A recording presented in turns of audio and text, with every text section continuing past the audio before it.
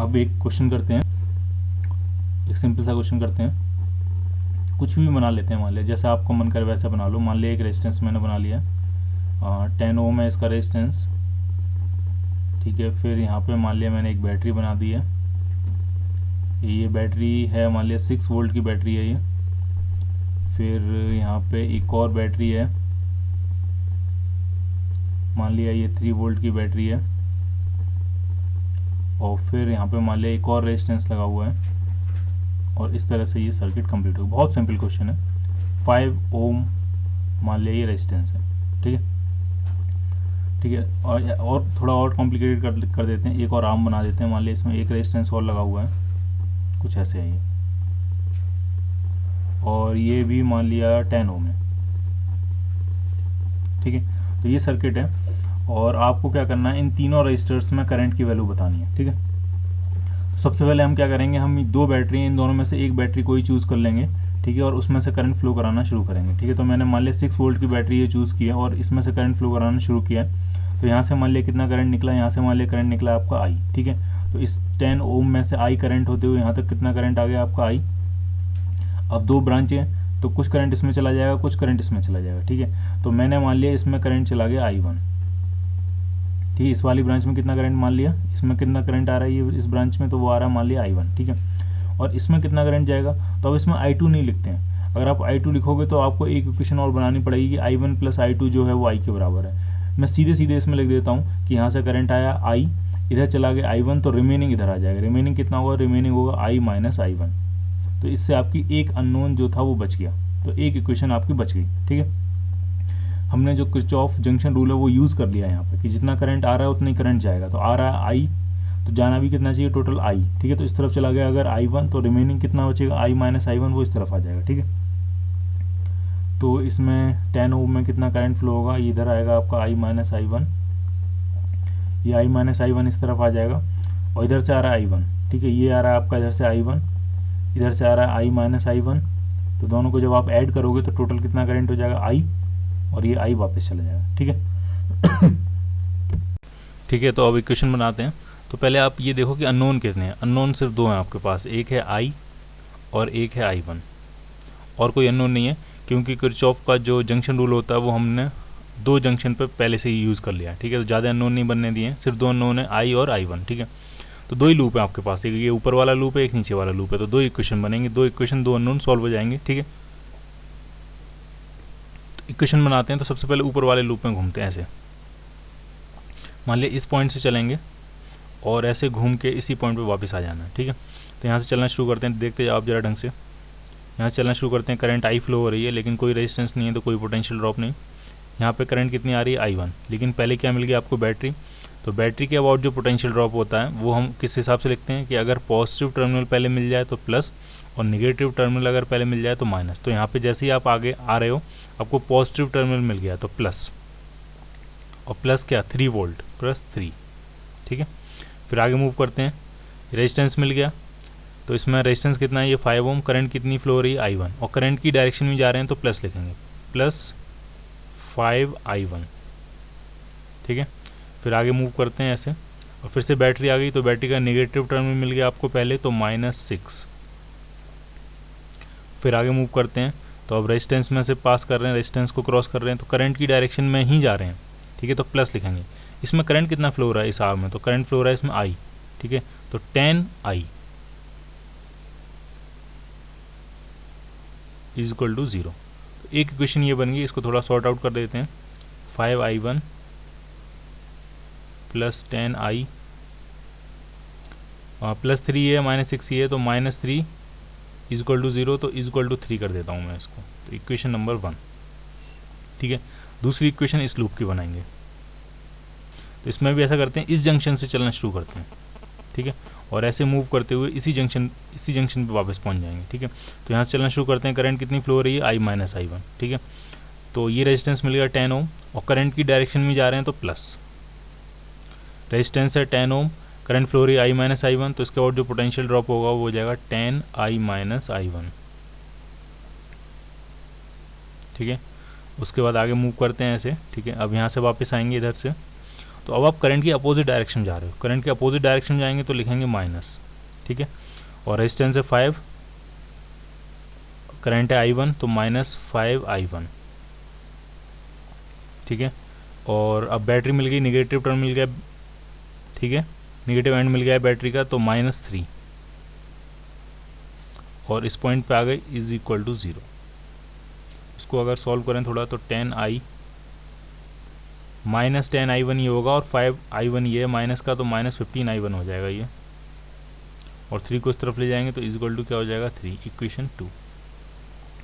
दो इक्वेशन है, दो ही अननोन है, एक है I एक है I1, दोनों को सॉल्व कर लेंगे, ठीक है। तो ऐसा कर देते हैं, दोनों को फर्स्ट में से सेकंड को सब्ट्रैक्ट कर देते हैं, ठीक है। मैं यहाँ लिखता हूँ first equation 5I1 plus 10I is equal to 3, और सेकंड इक्वेशन है ये 10I1 minus 15I1 is equal to 3, ठीक है। इन दोनों को अगर हम सब्ट्रैक्ट करेंगे, ये I1 नहीं है, I है वो, 10I minus 15I1 is equal to 3, ठीक है। दोनों उसको सब्ट्रैक्ट कर देते हैं, जैसे आप माइनस करोगे ये माइनस, ये प्लस हो जाएगा और ये माइनस हो जाएगा, तो ये 10I से 10I कैंसिल हो जाएगा, 5I1 और 15I1 ये आपका हो गया 20I1। 20I1 किसके बराबर हो गया 0, इसका मतलब I1 कितना हो गया 0।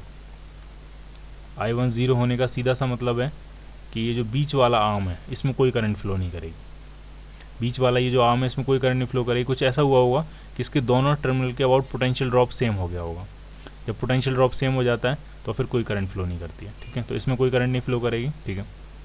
I1 की वैल्यू कितनी आ गई आपकी 0, ठीक है। I1 की वैल्यू 0 पुट कर दो फर्स्ट इक्वेशन में, ये फर्स्ट इक्वेशन है, इसमें I1 की वैल्यू 0 पुट कर देते हैं तो I मिल जाएगा आपको। I1 की वैल्यू 0 पुट करोगे तो I कितना आ जाएगा, I आ जाएगा 3/10, तो I की वैल्यू मिल गई आपको 3/10 यानी 0.3 एम्पियर, ठीक है, 0.3 एम्पियर। तो यहाँ से करंट निकलेगी 0.3 एम्पियर, यहाँ से निकलेगी 0.3 एम्पियर, इसमें कोई करंट नहीं जाएगी और इसमें 0.3 एम्पियर यहाँ से आती हुई और ये इसे वापस चली जाएगी, ठीक है, ठीक है। तो आगे पढ़ते हैं कॉम्बिनेशन ऑफ रजिस्टर्स, ठीक है। तो बेसिकली हम दो तरह के कॉम्बिनेशन पढ़ेंगे, एक सीरीज़ और एक पैरेलल, ठीक है। तो आप जरा ढंग से समझ लो सीरीज़ कॉम्बिनेशन कब होता है और पैरेलल कॉम्बिनेशन कब होता है, ठीक है। तो सबसे पहले देखते हैं सीरीज़। मान लिया दो रजिस्टर्स हैं, एक रजिस्टर ये है R1 और हर रेजिस्टेंस के दो एंड होते हैं, ये इसके दो एंड हैं, और एक और रेजिस्टेंस है ये R2,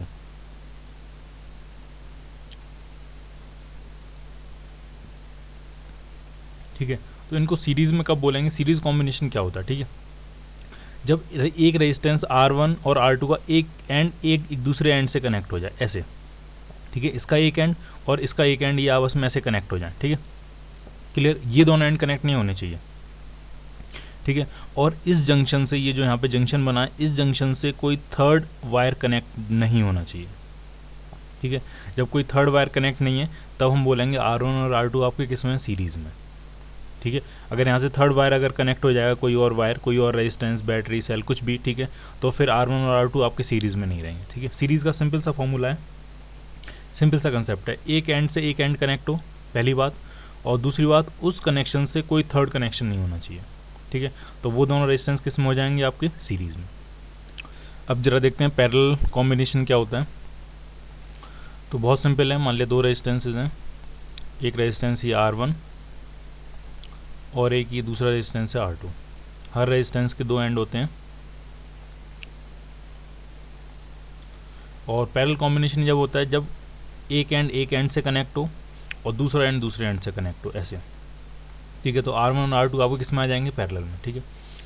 एक एंड से कनेक्ट हो, दूसरा एंड दूसरे एंड से अगर कनेक्ट होता है तो वो R1 और R2 किस में आ जाएंगे, पैरेलल में। और इस कनेक्शन से ये जो जंक्शन बने हैं यहाँ पे, यहाँ से कितने भी कनेक्शन हो सकते हैं, और यहाँ से कितने भी वायर कनेक्ट हो सकते हैं, कोई इशू नहीं है, कोई दिक्कत नहीं है, फिर भी R1 और R2 किस में रहेंगे आपके, पैरेलल में, ठीक है, क्लियर। जब एक एंड से एक एंड कनेक्ट होता है और उस जंक्शन से कोई थर्ड कनेक्शन नहीं होता है, तब वो दोनों किस में होते हैं, सीरीज़ में। और जब दोनों एंड आपस में कनेक्ट होते हैं, ए एंड से कनेक्ट है, बी एंड से कनेक्ट है, और वहाँ से कितने भी कनेक्शन हो सकते हैं, ठीक है, तो ये दोनों किस में होंगे आपके, पैरेलल में, ठीक है। जैसे कि मैं बनाऊँ,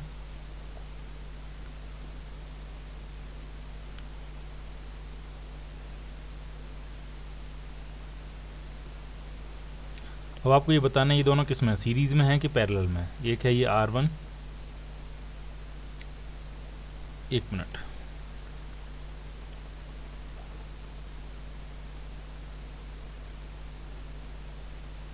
ठीक है, एक रेजिस्टेंस है ये R1 और एक रेजिस्टेंस है ये R2। और आपको ये बताना है ये दोनों जो रेजिस्टेंसेज हैं, एक रेजिस्टेंस ये R1 है और ये दूसरा रेजिस्टेंस R2, आपको ये बताना है ये दोनों रेजिस्टेंस सीरीज़ में है कि पैरेलल में। ठीक है, तो ज़रा देखो इनको गौर से। इस R1 का एक एंड इस R2 के एक एंड से कनेक्ट है यहाँ पे, बिल्कुल ठीक। और इस R1 का ये जो दूसरा एंड है वो इस R2 के दूसरे एंड से कनेक्ट है। ये देखो कुछ इस तरह से यहाँ पे आके ये कनेक्ट हो गया। ठीक है, और बीच में कितने भी कनेक्शन हो सकते हैं, आपको उससे कोई मतलब नहीं है। ठीक है, तो ये दोनों किस में आ जाएंगे, आपके पैरेलल में। ठीक है, पैरेलल का सीधा सा फंडा है दोनों एंड्स आपस में कनेक्ट हो, बीच में कितने भी कनेक्शन हो। सीरीज़ का सीधा सा फंडा है एक एंड से कनेक्ट हो और यहाँ से कोई थर्ड वायर कनेक्ट नहीं होनी चाहिए। ठीक है, तो वो R1 और R2 किस में हो जाएंगे, आपके सीरीज़ में हो जाएंगे। क्लियर? ठीक है, तो सबसे पहले हम देखेंगे सीरीज़ कॉम्बिनेशन, और उस सीरीज़ कॉम्बिनेशन में नेट रेजिस्टेंस कैसे फाइंड करते हैं वो चेक करेंगे। ठीक है, तो एक सीरीज़ कॉम्बिनेशन बना लेते हैं। मान लिया ये रेजिस्टेंस है आपका R1 और इसके एक टर्मिनल से R2 का एक टर्मिनल कनेक्ट है। ये जो कॉम्बिनेशन है वो सीरीज़ कॉम्बिनेशन है। ठीक है, और इसमें अगर करंट फ्लो करानी है तो इसके दोनों टर्मिनल के अक्रॉस मैंने एक बैटरी लगाई है। ठीक है, 20 वोल्ट की मान लीजिए ये बैटरी है, ये ऐसे कनेक्ट कर दिया। ठीक है, और इस सिस्टम ने कितना करंट बैटरी से एक्सट्रैक्ट किया, तो मान लिया वो करंट एक्सट्रैक्ट किया I। ठीक है, बैटरी ने कितना करंट दिया I, तो इसमें भी कितना जाएगा I, R1 में भी कितना करंट जाएगा I, और R2 में भी कितना करंट जाएगा आपका I, क्योंकि और कोई रास्ता नहीं है करंट जाने का। यहाँ से जो भी करंट जाएगा वो R1 और R2 से होता हुआ वापस कहाँ जाएगा, बैटरी में आ जाएगा। ठीक है, क्लियर? तो इसकी इक्वेशन अगर हम लिखें तो क्या लिखेंगे, मान लिया इस पॉइंट से चलना शुरू करते हैं और ऐसे घूमते हुए इसी पॉइंट पे वापस आ जाएंगे। किरचॉफ की सेकंड इक्वेशन लिखते हैं। यहाँ से चलेंगे तो करंट की डायरेक्शन में जा रहे हैं तो प्लस लिखेंगे, प्लस करंट है I, रेजिस्टेंस है R1 तो प्लस IR1। फिर आगे बढ़ते हैं, अब भी करंट की डायरेक्शन में जा रहे हैं तो करंट है I, रेजिस्टेंस है R2 तो प्लस IR2।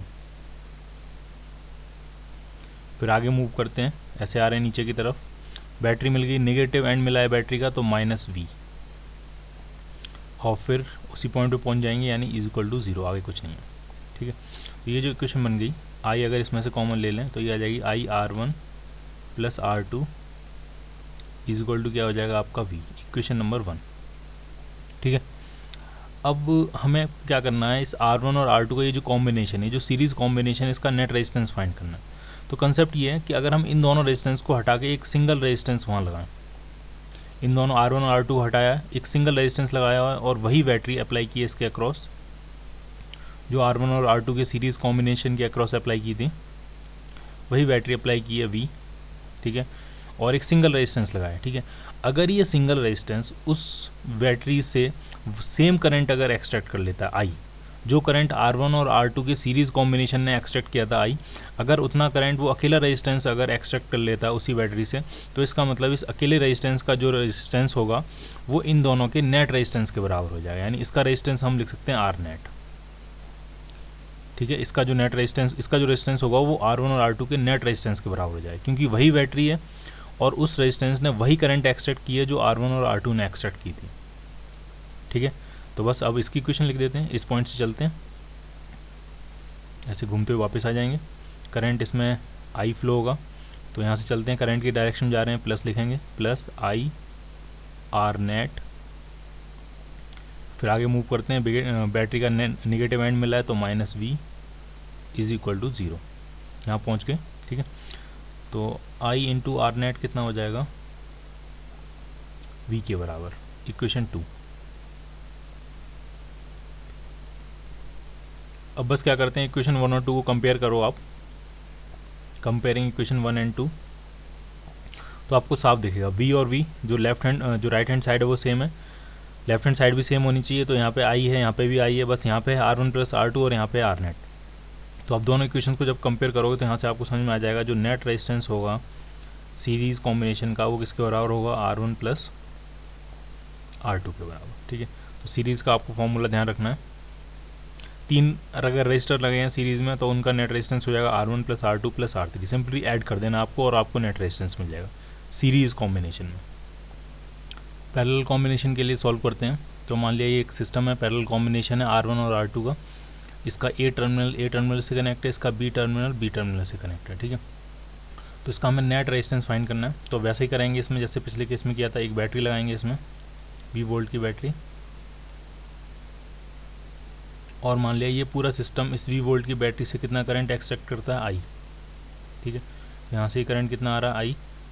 2 आर्म है आपके पास, तो इस तरफ चला गया मान लिया I1 और इस तरफ चला गया मान लिया I2, ठीक है।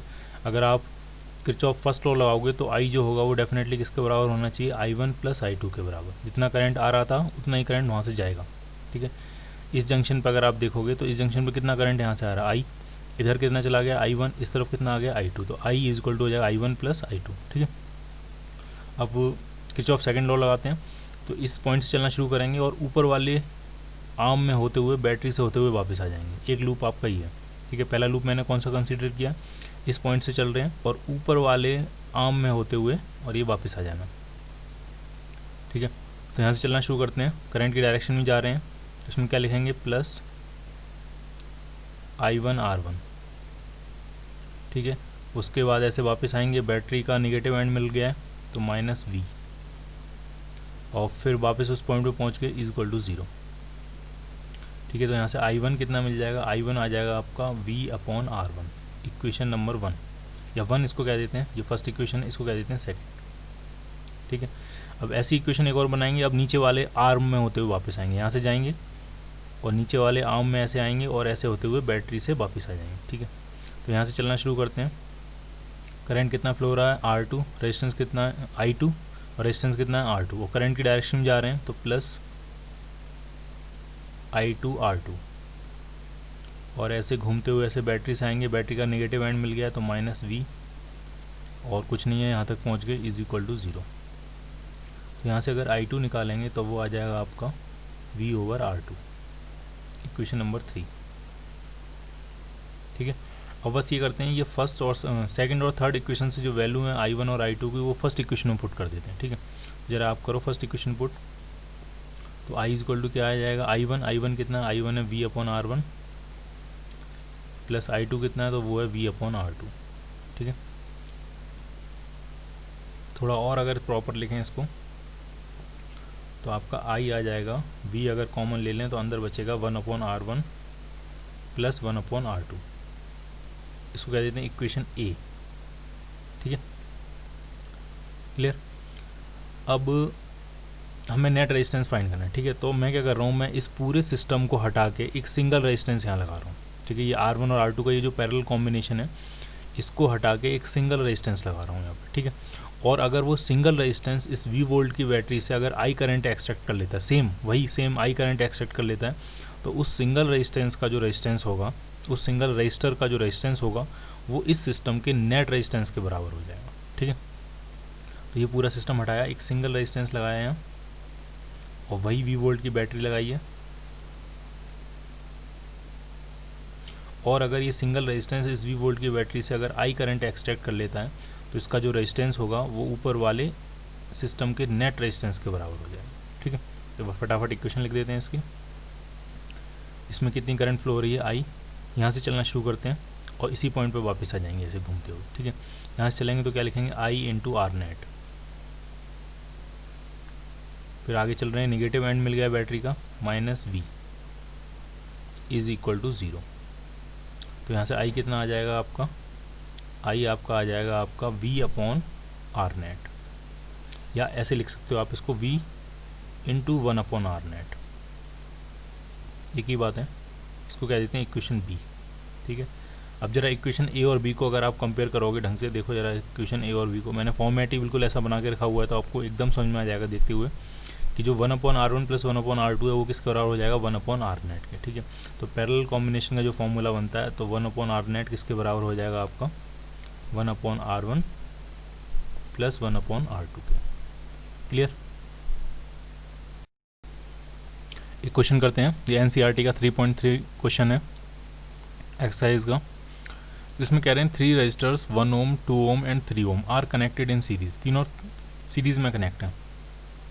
1 ओम है ये, उसके एक एंड से एक एंड कनेक्ट होगा 2 ओम का, और 2 ओम के एक एंड से एक एंड कनेक्ट होगा 3 ओम का, ठीक है। ये जो कॉम्बिनेशन है ये सीरीज़ कॉम्बिनेशन है, प्रोवाइडेड यहाँ से कोई और, इस जंक्शन से कोई और कनेक्शन नहीं होना चाहिए और इस जंक्शन से भी कोई और कनेक्शन नहीं होना चाहिए, ठीक है। ये 1 ओम है, ये 2 ओम है और ये 3 ओम है, ठीक है। तो ये पूछ रहे हैं what is the total resistance of the combination. तो सीरीज़ में जो आर नेट होता है वो होता है R1 plus R2 plus R3, यानी 1 प्लस 2 प्लस 3, तो ये हो जाएगा आपका 6 ओम। नेट रेजिस्टेंस कितना हो जाएगा सीरीज़ में 6 ओम, ठीक है। फिर कह रहे हैं if the combination is connected to a battery of EMF 12 volt. ये जो कॉम्बिनेशन है इसको हमने किससे कनेक्ट किया, एक बैटरी से कनेक्ट किया जिसका EMF आपको दिया है 12 वोल्ट, जो 12 वोल्ट EMF दिया। एंड निग्लिजिबल इंटरनल रेजिस्टेंस, इसका कोई इंटरनल रेजिस्टेंस नहीं है, ठीक है। इंटरनल रेजिस्टेंस अगर होता तो बैटरी के पास हम यहाँ पर ड्रॉ करते हैं, ठीक है। इसका कोई इंटरनल रेजिस्टेंस नहीं है, कोई रेजिस्टेंस नहीं है, आइडियल बैटरी एकदम, ठीक है। पूछा obtain the potential drop across each resistor, हर रजिस्टर्स के अक्रॉस कितना पोटेंशियल ड्रॉप होगा वो आपसे पूछा गया। तो उससे पहले हम करंट फाइंड करेंगे, करंट कितनी फ्लो होगी इसमें, आई, ठीक है। इस पूरे में करंट आई जाएगी, आई और इसमें वापस कितनी आ जाएगी करंट आपकी आई, ठीक है। तो यहाँ से चलना शुरू करते हैं, किरचॉफ लॉ लगाते हैं। तो यहाँ लिखेंगे 1i plus 2i plus 3i, current की डायरेक्शन में जा रहे हैं इसलिए प्लस प्लस प्लस लिखते जा रहे हैं। तो 1i plus 2i plus 3i, ठीक है। और वापस आ रहे हैं इधर, बैटरी का नेगेटिव एंड मिला है तो -12 और यहाँ पहुँच जाएंगे इज इक्वल टू 0, ठीक है। तो आई कितना आ जाएगा यहाँ से, तो आई आ जाएगा आपका 12/6। आप डायरेक्ट भी कर सकते थे इसको आई की वैल्यू फाइंड करने के लिए। टोटल पोटेंशियल कितना है 12 वोल्ट और टोटल रेजिस्टेंस कितना आया है 6 ओम, तो total EMF upon total resistance ही करंट के बराबर होता है, ठीक है।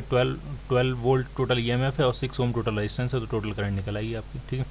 तो ये कितना आ जाएगी आपकी 2 एम्पियर, ठीक है। अब आपसे पूछा है कि हर रेजिस्टेंस के अक्रॉस पोटेंशियल ड्रॉप कितना होगा, ठीक है। इसके अक्रॉस पोटेंशियल ड्रॉप अगर डेल्टा V1 कहें फर्स्ट के अक्रॉस, तो जो पोटेंशियल ड्रॉप होता है वो I इंटू आर के बराबर होता है। आई कितना है 2 और रेजिस्टेंस कितना है 1, तो ये हो जाएगा 2 वोल्ट, ठीक है। सेकंड के about potential drop delta V2 अगर इसको बोलें, इसके अबाउट, इस सेकंड 2 ओम रेजिस्टेंस के अबाउट पोटेंशियल ड्रॉप, तो वो भी I इंटू आर के बराबर होगा। रेजिस्टेंस इसका 2 है, करंट इसमें 2 एम्पियर है, तो 2 इंटू 2 तो कितना हो जाएगा ये 4 वोल्ट। और थर्ड के अबाउट जो पोटेंशियल ड्रॉप होगा वो भी I इंटू आर के बराबर होगा। आई तो सेम है 2 एम्पियर और रेजिस्टेंस उसका कितना है 3 ओम, तो ये टोटल हो जाएगा आपका 6 वोल्ट, क्लियर।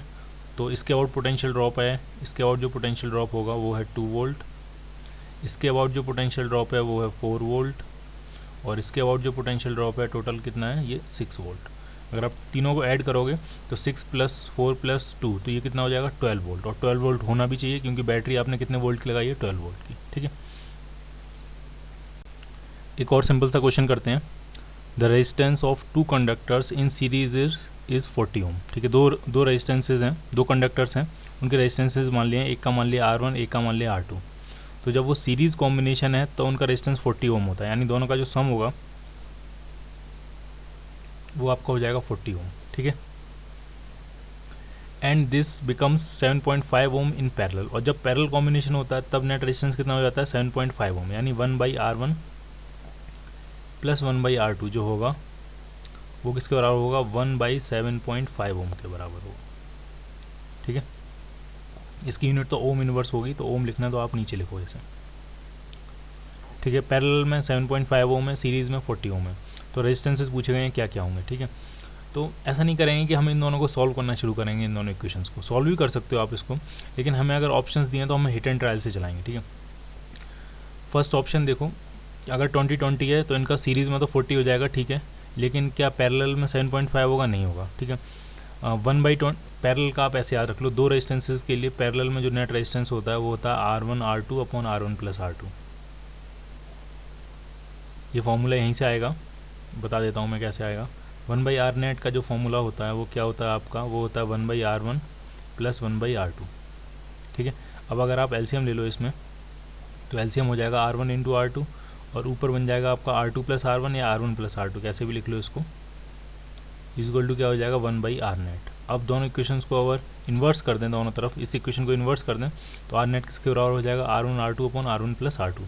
तो अगर 2 रेजिस्टेंसेज हैं तो हम ये फॉर्मूला यूज़ किया करेंगे, ठीक है, थोड़ा ईजी पड़ता है ये,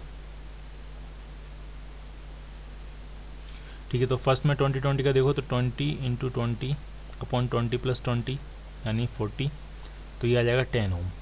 ठीक है, पैरेलल में कितना आएगा 10 ओम, लेकिन है कितना 7.5 ओम, तो ये हो नहीं सकता। ठीक है, जरा ये देखते हैं 10 प्लस 30 40 हो जाएगा। ठीक है, सीरीज़ में तो 40 आ ही जाएगा, पैरेलल में देखते हैं कितना आएगा।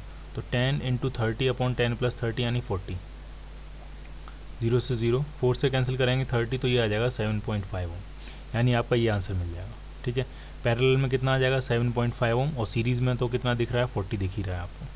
ठीक है, तो इसका ऑप्शन क्या मिल जाएगा आपको, बी पार्ट। एक और एग्जांपल करते हैं। 3 2 ohm resistors are connected to form a triangle. ठीक है, 3 रजिस्टर्स हैं आपके पास, 2 ओम 2 ओम 2 ओम, और उनको कुछ ऐसे कनेक्ट किया ताकि उन्होंने एक ट्राइंगल बनाया हुआ है। ठीक है, तो कुछ इस तरह से बना लेते हैं।